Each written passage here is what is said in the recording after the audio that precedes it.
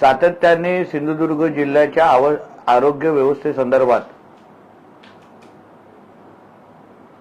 आपल्या माध्यमातून पण बातम्या दिल्या जातात।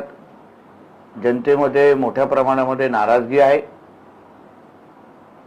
आपली जिल्ह्याची आरोग्य व्यवस्था सुधारावी या दृष्टिकोनातून राज्य सरकार म्हणून आम्ही काही पावलं उचलायची ठरवलेली आहेत। या अधिवेशनामध्ये ज्या 23 फेब्रुवारी पासून ते अधिवेशन सुरू होणार आहे तिथे मी स्वतः सन्मान्य मंत्री हसन मुश्रीफजी आणि सन्मान्य आबिटकरजी यांच्याबरोबर बैठक घेऊन